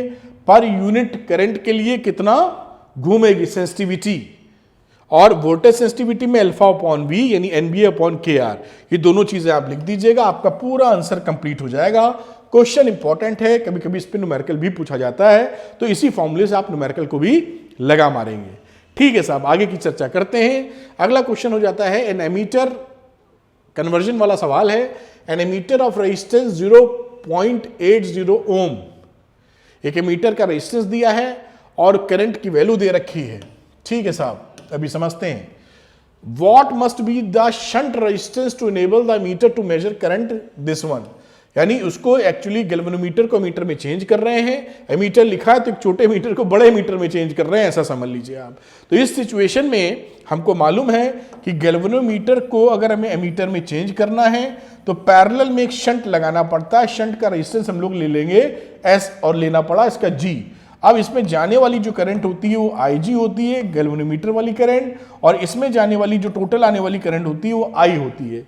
जो रिलेशनशिप होती है रेजिस्टेंस ऑफ शंट S मतलब इज इक्वल टू गैल्वेनोमीटर में जाने वाली करंट, टोटल करंट जो मेजर करना चाहते हैं माइनस IG इंटू RG। ये फॉर्मूला आपको आना चाहिए। इसी फॉर्मूले का इस्तेमाल करेंगे। जो वैल्यू दे रखी थी 0.80, तो 0.80 क्या हो गई, दिस इज IG। मैं कहीं यहीं पे लिख देता हूं, IG की वैल्यू हो गई 0.80। ये कहाँ, ये तो करंट 1 एम्पियर है, तो करंट है 1 एम्पियर। इसको मैं थोड़ा सा सही करता हूं, फोटो के ऊपर मिटाना बहुत ज़्यादा दिक्कत भरा रहता है इसमें। 1 एम्पियर, और दूसरी बात करता हूं रेजिस्टेंस ऑफ गैल्वेनोमीटर, ये दिया है 0.80 ओम। बेटा चाहिए क्या, अपने को 5 एम्पियर का हिसाब किताब, यानी 5 एम्पियर वाला एमीटर बना देना है हमको। अब इसमें वैल्यू फीड कर दीजिए, मैं ब्लैक कलर यूज कर लूंगा जिससे अलग से दिखे। तो शंट की वैल्यू कितनी होगी, IG रखा, IG is 1 ampere, I 5 ampere, और 5 एम्पियर में से IG घटा दो तो 1 घटा दिया, और इंटू RG, और RG इज 0.80। 1/4 तो 0.20 आ रहा है, आप देख लिए होंगे। और ये इतने ओम का आपको शंट चाहिए, पहला आंसर आ गया है। ये शंट की वैल्यू कितने ओम की चाहिए? 0.20 की। बहुत आसान सवाल होते हैं, आराम से हो जाएंगे। What is the combined resistance of the ammeter and the shunt? इनका दोनों का कंबाइंड रेजिस्टेंस तो आपको पता ही है, दोनों किस डायरेक्शन में लगे हैं, कैसे लगे हैं? पैरेलल कॉम्बिनेशन में है। तो पैरेलल में 1/r टोटल लिख दो, 1/rs प्लस 1/rg, वैल्यू डाल दीजिए 1 शॉर्टकट भी इस्तेमाल कर सकते हैं RT वाला। इसी को जब सॉल्व करते हैं तो RS into RG upon RS plus RG, इसको सॉल्व करोगे तो यही वैल्यू आती है। तो RS कितना है बेटा? 0.20। RG कितना है? ये है 0.80 अपॉन दोनों का सम 0.80, 0.2 जोड़ोगे तो 1 आ जाएगा। तो ये वैल्यू आ जाती है। इसको मल्टीप्लाई कर देंगे, 8 2 16। और डेसिमल कहां लगाना है? तो डेसिमल 2 के बाद लगाना है। आप देख ही पा रहे हैं, इधर 0 लगा दो। और ये क्या था? ये रेजिस्टेंस था ओम। टोटल सर्किट का, टोटल किलोमीटर का रेजिस्टेंस टोटल ये आ जाता है। इस तरह ये सवाल खत्म हो जाएगा। बिल्कुल भी चिंता करने की आवश्यकता नहीं, सरल सवाल आएंगे, थोड़ा बेहतर ढंग से पढ़ेंगे, हर सवाल आपका निकलेगा। चलते हैं हम लोग अगले क्वेश्चन की तरफ। ये रहा साहब अगला क्वेश्चन, वेरी इंपॉर्टेंट ये भी है, वही लिए ही है जो इंपॉर्टेंट है, तो बार बार 2019 में देखिए आया हुआ सवाल है। ए लॉन्ग स्ट्रेट वायर AB, ये एक लॉन्ग स्ट्रेट वायर है AB, एक करंट ऑफ 4 एम्पियर, इसमें से 4 एम्पियर की करंट जा रही है। ए प्रोटॉन P, प्रोटॉन पे पॉजिटिव चार्ज होता है, तो ये पॉजिटिव चार्ज है, सब सपोज करिए इधर जा रहा है। ट्रेवल्स एट 4 × 10⁶ मीटर पर सेकेंड, इसकी स्पीड देखिए मेंशन है, ये इसका समझ लीजिए V है, समझ कर लीजिए है ही। पैरेलल टू दी वायर, जो कि इन दोनों के बीच का डिस्टेंस 0.2 मीटर है, आपको दिखाई पड़ रहा होगा। From it and in a direction opposite to the current, direction जा रही, करंट जा रही है ऊपर, तो ये जा रहा है साहब नीचे। ठीक है, आगे क्या है? Calculate the force which the magnetic field due to the current carrying wire exert on the proton, also specifies direction. ठीक है, इस प्रोटॉन पर कितना फोर्स लगने वाला है? तो फोर्स किसी मूविंग चार्ज पर कितना लगता है? QVB sin theta. ठीक, अब हमारे पास Q तो प्रोटॉन का चार्ज मालूम है, वेलोसिटी भी हमको मालूम है, B नहीं पता, तो B बनाएगा ये वायर। तो wire straight long current carrying wire का फॉर्मूला क्या होता है? B का होता है μ0/2π I/r। डायरेक्शन भी निकालेंगे, ये वायर अंगूठा रख दिया करंट की डायरेक्शन में, हथेली इधर और हथेली किधर जा रही है? अंदर की तरफ। तो यहां पर मैग्नेटिक फील्ड कैसे हो जाएगा? कट्टम, इनवर्ड डायरेक्शन में। कट्टम का मतलब इनवर्ड डायरेक्शन समझना, क्रॉस मतलब नहीं है, ये नहीं समझना है, इनवर्ड डायरेक्शन में। ठीक है, अब इसकी वैल्यू कितनी है ये निकालने की बात आएगी, तो इसकी वैल्यू निकालिए और इसी B को यहां इस्तेमाल कीजिए। तो इसको हम लोग क्या कर लेते हैं? 4π लिख लेते हैं, लिख लीजिए या सीधे वैल्यू डाल दीजिए, उसमें कुछ जाता आता नहीं है। तो μ0/4π होता है 10⁻⁻7। 2 लिखा, करंट कितनी थी साहब? 4 एम्पियर की थी, और बीच का रेडियस बीच दूरी कितनी है? 0.2 मीटर। तो 2 से हटाओगे 20 हो जाएगा, 1040 आ जाएगा। तो 40 × 10⁻⁻7 ये वैल्यू आती, ये वैल्यू आपकी आ गई है। अब इसमें वैल्यू पुट करनी है फोर्स के डायरेक्शन में, तो फोर्स में रखा Q है 1.6 × 10⁻⁻19 प्रोटॉन पे चार्ज, वेलोसिटी कितनी है? 4 × 10⁻6, और B ये निकाला है 40, यहां लिख देता हूं इंटू करके, इंटू 40 × 10⁻⁻7, और ये हो जाएगा sin 90। 90 क्यों? मैग्नेटिक फील्ड अंदर है, और ये मैग्नेटिक फील्ड अंदर है, और ये तो ऐसे जा रहा है ना, तो इन दोनों के बीच में भाई ये मैग्नेटिक फील्ड अंदर है, ये नीचे जा रहा है, तो दोनों के बीच एंगल कितना बना? 90 डिग्री, थीटा 90 डिग्री। बस इसको कैलकुलेट कर मारिए, sin 91 होता है, इसको कैलकुलेट करेंगे तो ये वैल्यू देखिए कितनी आ जाएगी? ये 1.6, और 4 को 4 से करेंगे तो आ जाएगा 16 कर लो, और 1 0 बचेगा, एडजस्ट कर देंगे यहाँ पे, 10⁻⁻6 दोनों कट गए, इंटू 10⁻⁻19। ये वैल्यू आ रही है, इसको कैलकुलेट कर लीजिए। तो 16 इंटू 1.6, तो ये वैल्यू हो जाएगी 256। तो 25.6 इंटू 10 की पावर -19, या इसको आराम से लिखना हो तो आप आराम का मतलब जैसे लिखते हैं तो 2.56 इंटू 10 की पावर -18 न्यूटन, इतना फोर्स लगा साहब। अब उसने कहा था डायरेक्शन भी बताओ, इतना फोर्स तो निकाल लिया हम लोगों ने, तो डायरेक्शन कैसे निकालोगे? ये देखिए, ये निकाला लेफ्ट पिस्तौल अपनी, प्लस चार्ज नीचे जा रहा है, ठकाक। मैग्नेटिक फील्ड किधर लगा है? अंदर की तरफ। तो किस डायरेक्शन में लगा? ये देखिए, ये करंट ऊपर जा रही है ना, तो करंट ने अंदर बनाया था मैग्नेटिक फील्ड इनवर्ट डायरेक्शन में, और ये जा रहा था नीचे। तो ये देखिए ऐसे बनाया आपने, ये क्या है? पॉजिटिव प्रोटॉन नीचे जा रहा है। ये उंगली किधर है? Direction in the magnetic field देखो। तो अंगूठा किधर है? देख पा रहे हो नहीं? अंगूठा किधर है? अवे। तो फोर्स लगेगा अवे। तो फोर्स क्या है? अवे फ्रॉम वायर, या from A B wire towards right. समझ गए होंगे आप, थोड़ा सा हाथ वाथ चलाइए। ए बी वायर टूवर्ड्स, जो मैं लिख रहा हूं उसी डायरेक्शन में, टूवर्ड्स राइट। कैसे आया आपको बताने की कोशिश की है। एक बार फिर से आप फोर्स निकालने का तरीका जो इस्तेमाल करते हैं लगा के देख लीजिए, और आपको फोर्स निकलता हुआ दिखेगा।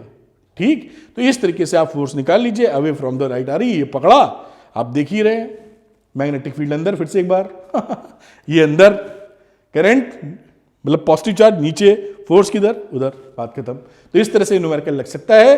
अगले न्यूमेरिकल पे चलते हैं भरनू जल्दी से। तो बच्चों करते हैं अगला सवाल, बहुत ही मजेदार और आसान सवाल, एग्जामिनेशन में खूब आता है, 2016 में आया भी था।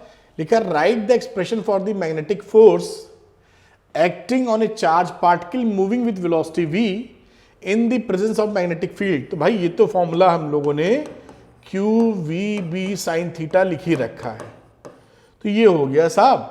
और इसको अगर आप चाहें तो QV क्रॉस B भी लिख देते हैं, जिससे ये वैल्यू वगैरह निकलती रही। वेक्टर है तो यहाँ वेक्टर लगा देंगे, ये मैग्नीट्यूड है तो मैग्नीट्यूड है। आप समझ पाए होंगे। अगर मैं इसको लिखना चाहूं तो ये वेक्टर क्वांटिटी F लिखना पड़ेगा इसके लिए, और ये केवल मैग्नीट्यूड है। ठीक है जी। अगली बात करते हैं, neutron and electron and alpha particle moving with equal velocities enter a uniform magnetic field going into the plane of the paper as shown, trace their path in the magnetic field, that in the path field and justify your answer।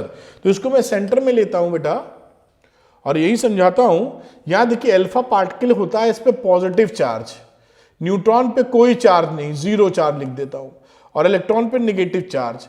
आपको मालूम है जब positive charge का alpha particle आगे बढ़ेगा तो इस पे फोर्स किधर लगेगा?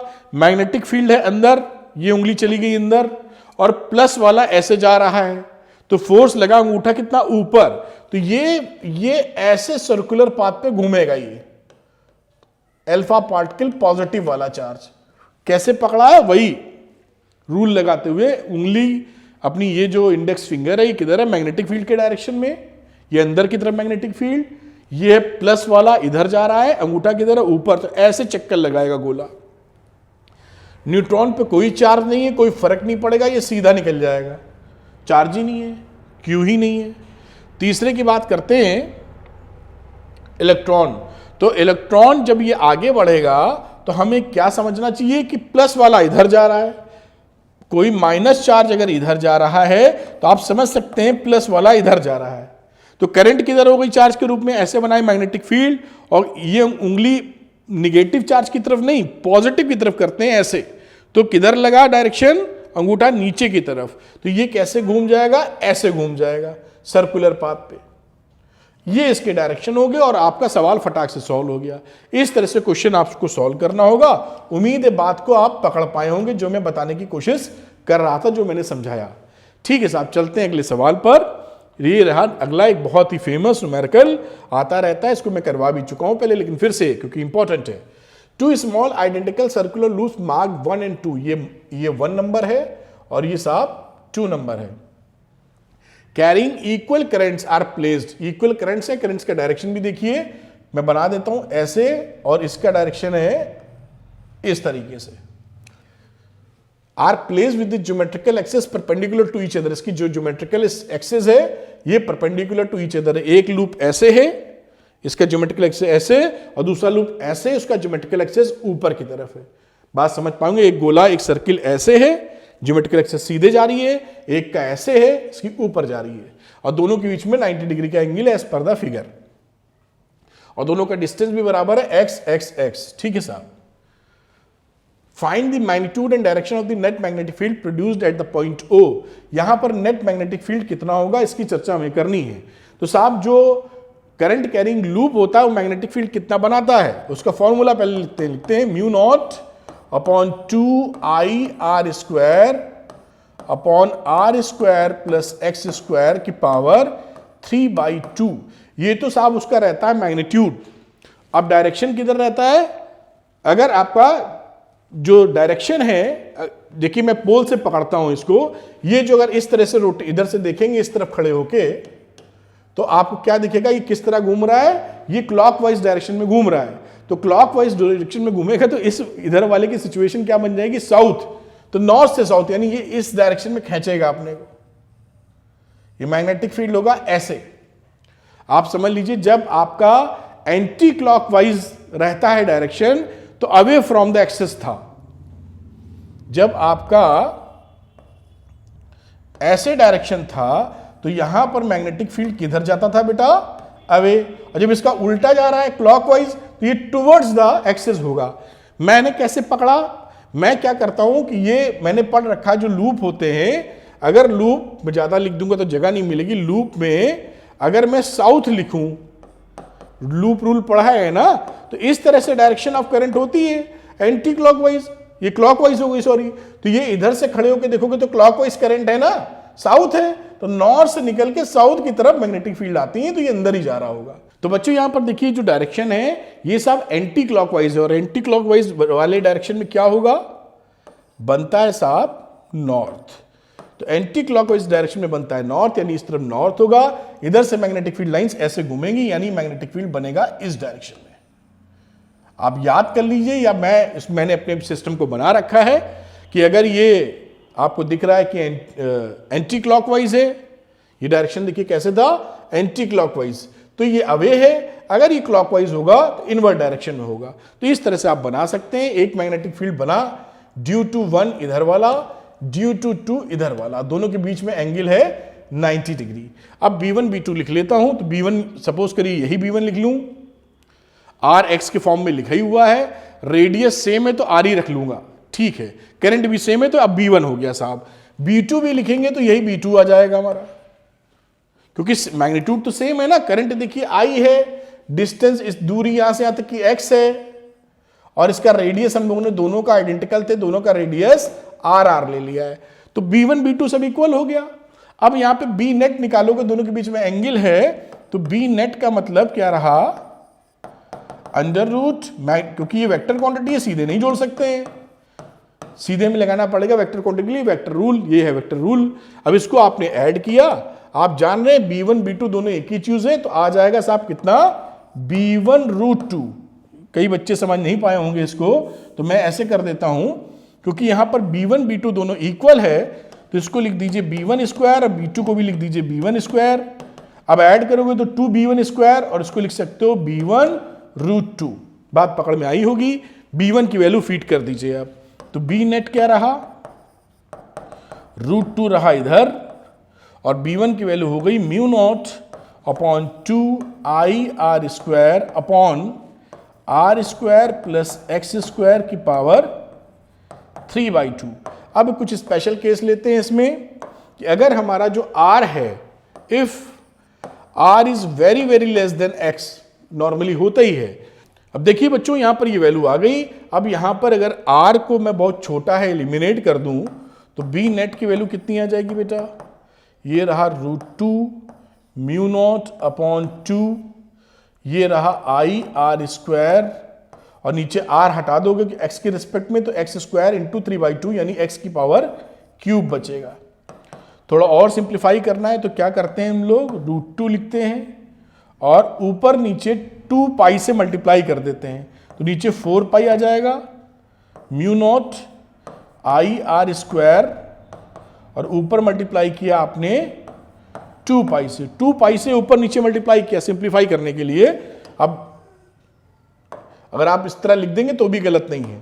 अब यहां पर वैल्यू हो गई √2 mu naught pi R square, ये 2 लिख दो यहां, इस वाला 2 को मैं हटा के दूसरा साफ लिख देता हूं। तो ये वैल्यू 2 रही, तो ये वैल्यू आ गई 2√2 म्यू नॉट आई और पाई आर स्क्वायर के मतलब हो गया एरिया अपॉन 4 पाई। तो म्यू नॉट ये वैल्यू आपकी बन गई साहब, म्यू नॉट अपॉन 4 पाई।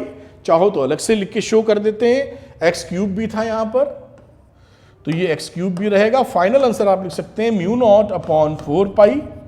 ये क्योंकि कांस्टेंट हम पढ़े लिखे रहते हैं, अंदाजा रहता है, 2√2 आई इंटू ए अपॉन एक्स क्यूब, और ये रहा आपका आंसर। अभी हमें डायरेक्शन नहीं पता है तो डायरेक्शन भी निकालनी है, और ये आपका आंसर आ चुका है। अब बात करते हैं बेटा हम लोग कि इसका डायरेक्शन क्या होगा। तो डायरेक्शन के लिए tan थीटा, यहां पर देखिए मैं यहां बताऊं तो आप पकड़ पाओगे नहीं, याद ही नहीं रह गया होगा आपको। यहां की बात करता हूं मैं, यहां रोकता हूं। यहां पे देखिए b1 b2 दोनों सेम है। अगर मैं यहां की बात करूं, tan थीटा की दोनों सेम होते हैं तो इसके बाइसेक्टर से जाता पता ही है हमको। फिर भी tan theta b2 upon b1 ले लेते हैं, और दोनों क्योंकि सेम वैल्यू है तो b1 अपॉन b1 1, तो theta is equal to 45 degree. ये थीटा कहां से लिया है, बेस हमने b1 को लिया था, तो फ्रॉम b1।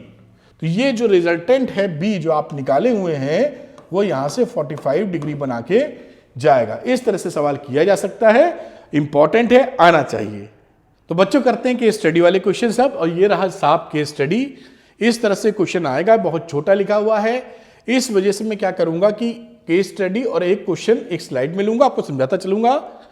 आपको 5 ऑप्शन मिलेंगे केस स्टडी पढ़ के, जिनमें से 4 आपको करने होंगे। ये रहा साहब पहला केस स्टडी का क्वेश्चन। क्या बोला है, ए charge particle इंटर्स into A uniform magnetic field and follows the circular path as shown. This happens when the particle enters perpendicular to the magnetic field. जब ये perpendicular enter होता है तो circular motion करता है, बढ़िया। It gets deflected by magnetic Lorentz force. Arrows indicate the direction of the motion of the charged particle. If V is the velocity of the particle of the charge Q and B is the magnetic field, then the force is F is equal to Q V cross B. ठीक है, हम लोग जानते भी हैं वैसे ये। If the particle velocity is perpendicular to the magnetic field, then the magnitude of the force will be F is equal to Q V B. ठीक है, this force provides the necessary centripetal force for the particle, and the radius of the circular path is given by R is equal to mv upon qb. Where m with the mass of the particle, the direction of the deflection also depends on the nature of the charge. If the particle enters the field at an angle other than 90 degree, then the path of the particle will be helical. Helical, not circular. ये case study है। अब इस पे question number 1 आता है, which of the following particles is not affected, not get affected if sent into a magnetic field normal to it. भाई अगर magnetic field ऐसे है और इसके नॉर्मली आप इंटर कराएं तो किस पे असर नहीं होगा। हम जानते हैं formula F is equal to QVB, और साइन क्योंकि 90 तो QVB, तो अगर उस पर चार्ज ही ना हो यानी न्यूट्रॉन तो कोई असर नहीं होगा, वेलोसिटी और B होगी तो असर होगा ही होगा। तो ये option is C, neutron. Neutron पे चार्ज, नेट चार्ज आपका 0 होगा,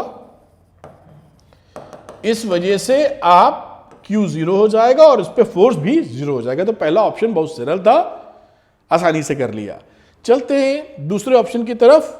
when A proton and electron इंटर्स a magnetic field, एक प्रोटॉन ये मैग्नेटिक फील्ड है, प्रोटॉन यानी प्लस चार्ज और इलेक्ट्रॉन यानी माइनस चार्ज। प्रोटॉन और इलेक्ट्रॉन पे दोनों पे, इस पे प्लस ही चार्ज है, इस पे माइनस ही चार्ज है। ये प्रोटॉन है और ये इलेक्ट्रॉन है, दोनों इंटर करते हैं। Normal to it which of the following statements is correct, assume their speeds are equal. दोनों की जो स्पीड है वो सेम मानी गई है। इसमें देखते हैं क्या आंसर आने वाला है। They will get deflected in opposite direction, बात सही है। इसका डिफ्लेक्शन किधर होगा? पॉजिटिव वाले का। ये मैग्नेटिक फील्ड है, ये चार्ज का मोशन है, तो ये भागेगा इधर और ये भागेगा इधर। ठीक है साहब, पहला सही है। Radius of circular path of proton will be less. Radius of circular path of proton will be less. अब देखिए जो रेडियस होगी, क्योंकि रेडियस डिपेंड किस पे करती है? mv अपॉन क्यू बी पर। इस पे रेडियस डिपेंड करती है। इसमें देखिए बताया भी कहा था mv अपॉन क्यू बी। तो चार्ज तो दोनों पे सेम है, मैग्नेटिक फील्ड सेम है, वेलोसिटी सेम है। मास जिसका ज्यादा होगा उसका रेडियस भी ज्यादा होगा। तो मास प्रोटॉन का ज्यादा होता है, तो प्रोटॉन का मास अगर ज्यादा होता है तो रेडियस भी ज्यादा होगा। तो ऑप्शन नंबर ये बी है, radius of circular path of proton will be less. ये तो गलत है। Radius of circular path of proton will be, दोनों में सेम छप गया है। ये पहला, ये जो radius of circular path of proton will be, ये लिख दो यहां पर मोर। ठीक है, तो radius of circular path of proton will be more, radius of circular path of proton will be less. और ऑप्शन नंबर ए और बी। तो ये चौथा ऑप्शन सही है, क्योंकि ए और बी दोनों सही हैं। दोनों का डिफ्लेक्शन अलग अलग डायरेक्शन में है, और प्रोटॉन का जो रेडियस है वो ज्यादा होने वाला है, क्योंकि रेडियस का फॉर्मूला होता है mv अपॉन क्यू बी, जैसा इन्होंने दिया भी है। बात पकड़ पाए होंगे, इस तरह शांति से करना है सवाल। नंबर 3 ऑप्शन देखते हैं। Deuteron, nucleus of deuterium enters a magnetic field parallel to it. Magnetic field के पैरेलल इंटर कर रहे हैं। Its path inside the field will be considered, no other force can act on it. इसका तो कोई force ही नहीं लगेगा भाई इस पे, क्योंकि फोर्स जो होता है वो होता है Q V B sine theta, और थीटा यहां पर 0 है, क्योंकि हम लोगों ने पैरेलल एंट्री करा दी है। पैरेलल, उस समय फोर्स नहीं लगेगा, तो जैसे आया है वैसे ही चला जाएगा सीधी रेखा में। तो इसका ऑप्शन होगा ए। ध्यान रखिएगा, ये सब छोटी छोटी बातें यही सब पूछी जाएंगी केस स्टडी में, समझ गए होंगे। अगले क्वेश्चन पे चलते हैं। Number 4, if a proton, a deuteron and a alpha particle are projected into a magnetic field perpendicular to it with the same speed, which of them will have the path of the highest radius? अब जो highest radius का जो path होता है वो साहब हमारा जो होता है mv अपॉन क्यू बी होता है। r is proportional to m upon q। अब हमको पता होना चाहिए कि प्रोटॉन पे कितना चार्ज है। प्रोटॉन पे मास ऑफ प्रोटॉन ले लेते हैं m, कहां लिख दूं भाई? प्रोटॉन का लिख देते हैं कार्यक्रम m, और चार्ज है प्लस का e। अब बात करो ड्यूट्रियन पे, शॉर्ट में लिख दे ड्यूट्रॉन। इसमें कितना हो जाएगा? मास हो जाएगा डबल और चार्ज है सेम। और अल्फा पार्टिकल यहां लिख दो, अल्फा पार्टिकल के लिए 2He4 होता है, तो मास हो जाएगा 4 टाइम्स और चार्ज हो जाएगा 2E। ये कहानी हो गई। अब इसमें क्या पूछ रहा? Highest radius. तो इसमें m अपॉन ई था, ये प्रोटॉन का था, ये 2m अपॉन ई डालोगे, डबल हो गई रेडियस। यहां 4, इन दोनों का रेडियस सेम है, ड्यूट्रॉन और अल्फा पार्टिकल का। तो कौन सा होगा भाई सेम? चौथे का ऑप्शन अगर आप देखेंगे तो ऑप्शन नंबर ड्यूट्रॉन और अल्फा दोनों का रेडियस सेम है, यानी ऑप्शन डी इज करेक्ट। आप समझ पाए हैं ना? इसको 2m अपॉन ई रखोगे, रेडियस ऑफ, थोड़ा ऊपर ले जाऊं इसको, रेडियस ऑफ ड्यूट्रियम की बात करेंगे तो यहां क्या लिख दोगे? मास 2m अपॉन ई, ये ड्यूट्रियम का है। अल्फा पार्टिकल की बात करोगे तो ये 4m अपॉन 2e, तो 4m अपॉन 2e यही तो है 2m अपॉन ई, ये दोनों सेम हो गए। दिस इज किसके बराबर है? 2m upon E K. तो R D is equal to R alpha, और ये दोनों ही वैल्यू बड़ी हैं किससे? m अपॉन क्यू से या m अपॉन ई से। इसलिए ड्यूट्रॉन और अल्फा पार्टिकल दोनों सही है, तो ऑप्शन डी इज करेक्ट। तो इस तरह से थोड़ा समझ बूझ के चलना होगा, नहीं गलती हो जाएगी। ठीक है, थोड़ी प्रैक्टिस कीजिए, होगा सब सही। हाँ तो आसान है, बस थोड़ा समझना है। अगले की बात करते हैं number 5, an electron enters a magnetic field making an angle 45 degree with it, the path of the electron will be, देखिए अब 90 डिग्री पे नहीं एंट्री मारी है, किसी थीटा पे मारी है 45 डिग्री पर, तो इसका मोशन कैसा होगा? हेलिकल। आप समझ गए ना, ऐसे ऐसे घूमेगा भी और आगे भी बढ़ेगा। तो स्ट्रेट लाइन, सर्किल, हेलिक्स, ये बनाएगा साहब क्या? हेलिक्स, सीधी सी बात। और ऑप्शन हो गया इसका सी इज करेक्ट। तो इस तरह से देखिए केस स्टडी के क्वेश्चंस भी हो जाते हैं, शांति से करिए, सवाल होगा सही पक्का। अब चलते हैं हम लोग इसके लास्ट सेगमेंट पे जो कि असर्शन रीजनिंग का। आइए करते हैं असर्शन रीजनिंग के क्वेश्चंस। जो बच्चों करते हैं असर्शन रीजनिंग के क्वेश्चंस, असर्शन रीजनिंग क्वेश्चंस। ये रहा पहला क्वेश्चन साहब। असर्शन क्या है? If a proton and an alpha particle enter a uniform magnetic field perpendicularly with the same speed. ये देखिए इस तरह से डायग्राम बनाइए, ज्यादा समझ में आएगा। यहां एक आपने प्रोटॉन को जिसपे कि मास m ले लेते हैं और उसका चार्ज e ले लेते हैं, प्रोटॉन है, और दूसरा शायद अल्फा पार्टिकल है, तो अल्फा पार्टिकल का मास हो जाएगा 4m और चार्ज हो जाएगा 2e। एंटर करते हैं perpendicularly, the time period of the revolution of alpha particle is double that of proton. तो साहब ये बात सही है गलत, इसको चेक करने के लिए जो टाइम पीरियड होता था वो होता है 2m अपॉन qv। ये फॉर्मूला भी याद होना आवश्यक है। यहां पे वेलोसिटी दोनों की सेम रखी है, तो 2m अपॉन qb की बात करते हैं हम लोग। यहां से देखिए विद सेम स्पीड से, ठीक है। अब यहां पर से क्या समझ में आया? t is proportional to m upon q। अब इससे वैल्यू रख दीजिए, तो T1 अपॉन, T1 की जगह लिखना चाहिए प्रोटॉन और ये अल्फा पार्टिकल, तो ये mass of proton upon charge on proton, फिर मास ऑफ अल्फा और चार्ज ऑन अल्फा। तो मास ऑफ प्रोटॉन कितना है? m upon e। इसकी कहानी क्या है? 4m upon 2e। आपने काटा और क्या देखा? ये आ गया 1/2। और इसको आने के बाद क्या देखा कि थोड़ा सा मैं ब्लैक कर लूं जिसे अलग से रिप्रेजेंट कर पाऊं। इसी चीज को मैं यहां लिख रहा हूं, जगह थोड़ी ज्यादा है यहां। 2t अल्फा की वैल्यू हो गई 2tp, यानी जो अल्फा पार्टिकल का टाइम पीरियड है वो प्रोटॉन वाले से डबल है। तो इनके हिसाब से क्या लिखा था एक बार पढ़ लेते हैं। The time period of revolution alpha particles double, ये ट्रू है। ये देखिए यहां से निकाला हम लोगों ने। इस तरह से आपको नॉलेज होनी चाहिए, फॉर्मूला याद होना चाहिए, पढ़ना होगा। In a magnetic field the period of revolution of a charge particle is directly proportional to the mass, correct, and is inversely proportional to the charge of the particle m upon b। ये देखिए, तो ये भी सही है, तो this is also true, और ये सही एक्सप्लेनेशन भी है इसका। यानी कौन सा पॉइंट रहा? A, जिसमें लिखा both A and R are true and R is the correct explanation of A। तो दोनों सही थे और रीजन भी इसका सही था, इसलिए ऑप्शन नंबर A हो गया। इस तरह से असर्शन रीजनिंग के सवाल लगेंगे। नंबर 2 पे चलते हैं।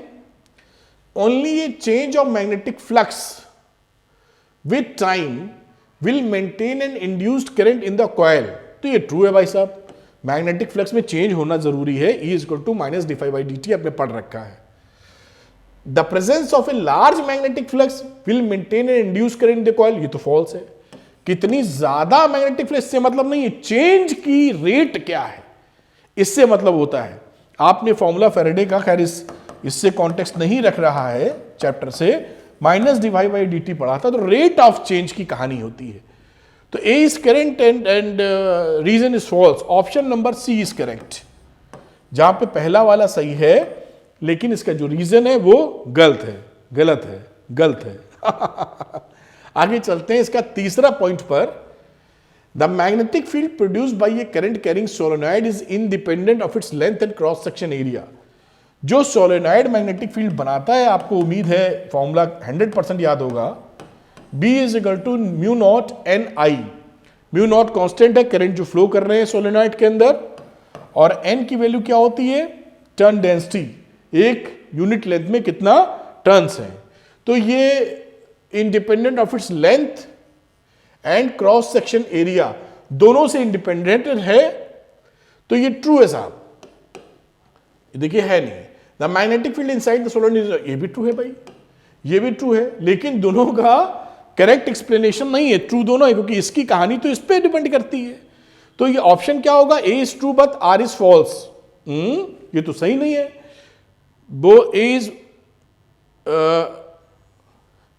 Both A R and true but R is not, हाँ बी ऑप्शन इज करेक्ट। इसका ऑप्शन क्या होना चाहिए? बी, यानी ए सही है, आर भी सही है, लेकिन आर इसका करेक्ट एक्सप्लेनेशन नहीं है, तो दिस आंसर इज बी। उम्मीद है बात को पकड़ पाए होंगे आप।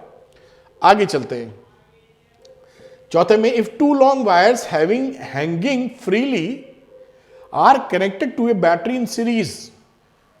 भाई ऐसे कुछ सपोज कर रही है कि सीरीज में कनेक्टेड है, तो सीरीज में एक तार ऐसे लगा हुआ है और ऐसे ही समझ लीजिए ये हैंग कर रहा होगा, प्लस माइनस सीरीज ऐसे ही है, जो करंट जा रही है ऐसे करते हुए करंट ये का ऊपर जा रही है, ऐसे लौटेगी भी तो करंट, ठीक। Battery in series they come closer to each other. आपको ये मालूम था कि जब ये हैंगिंग है ना, बैटरी लगी है सीरीज में, तो सीरीज में कनेक्शन लगा दिया, लटक रहे हैं ऐसे पैरेलल, तो लटक रहे हैं तो दोनों तो एंटी पैरेलल हो गए ना, एंटी पैरेलल। और एंटी पैरेलल जब ये होते हैं तो आपस में रिपल करते हैं, फोर्स अलग अलग दूर ले जाता है, रिपल्शन होता है। तो रिपल्शन होने का मतलब पहला वाला तो हो गया सब false. Force of attraction act between the two wires carrying current. अरे force of attraction carrying current होना चाहिए सेम डायरेक्शन में, तो ये भी फॉल्स है भाई साहब, यानी option D is correct, A is false and R is also false. समझ पाए ना? अट्रैक्शन तब होगा जब दोनों में करंट सेम डायरेक्शन में होगी, केवल इतना नहीं कि करंट फ्लो हो रही हो किसी भी डायरेक्शन में तो हो जाए ना, ठीक है। अगला इसका देखते हैं साहब, in a shunted galvanometer only 10% current passes through the galvanometer, यानी IG की वैल्यू दे रखी है, जितनी करंट डालते हो उसका 1/10 I/10। The resistance of the galvanometer is G, resistance of the galvanometer G है साहब, शंट का S ले लेंगे। The resistance of the shunt is G/9, अच्छा S की वैल्यू दे रखी है G/9, the resistance of the shunt is G/9, अच्छा ये बोल रहे हैं, तो इसको चेक करते हैं हम लोग। हमें मालूम है कि जो गैल्वेनोमीटर होता है इसके पैरेलल में शंट लगाते हैं, ये बड़े आराम से, आप बहुत आसान है ये। I यहां से आता है, IG इधर जाता है और I-IG ऊपर जाएगा, बचा हुआ करंट है क्या, ये शंट होता है। तो आप दोनों का, इन दोनों A और B पॉइंट के बीच में पोटेंशियल तो सेम होगा, पैरेलल कॉम्बिनेशन है, तो आप लिख सकते हो V × IR। भाई दोनों में VAB तो सेम होगा, किसी भी तरीके से निकालो, तो V = IR, IG × capital G बराबर हो जाएगा I-IG × शंट, अंट शंट। अब इससे S की वैल्यू निकाल मारो, ये आपने निकाली होगी, S की वैल्यू यहां से आ जाती है IG/I-IG × कैपिटल G। आप सॉल्व कर लीजिएगा, कुछ इसमें दम नहीं है, नीचे आ गया मतलब। और अब कुछ कॉन्फ़िगरेशन दे रखा है, उसकी वैल्यू पुट करके देखते हैं क्या क्या है। तो IG की वैल्यू दे रखी थी I/10, ये हो गया साहब I में से I/10 घटाओ, और G की वैल्यू क्या थी, G तो भी पता चलता है, तो ये हो जाएगा साहब I/10 या 10 में से 9/10, देख तो पा रहे हो 10 कट गया, तो I/9 बचा, I भी कट गया, तो ये G/9 आ गया। देखिए काट पीट लो, 10 में से 1 गया, 9/10, 10 कट गया, 9 नीचे आ गया, यही कट गया, G/9। तो पहला वाला ऑप्शन इज सही। तो रीजन क्या है, if S is the resistance of the shunt then voltage across, ये सही है भाई, इसके अक्रॉस जो वोल्टेज है VAB और VAB ये सेम रहता है, तो बोथ आर करेक्ट, ये भी करेक्ट है, लेकिन ये करेक्ट एक्सप्लेनेशन नहीं है, निकाला अलग तरीके से हम लोगों ने। तो इसका ऑप्शन क्या हो जाएगा, B, both A and A are true but R is not the correct explanation of A। True दोनों हैं लेकिन सेम नहीं है। इस तरह से देखिए पूरा ये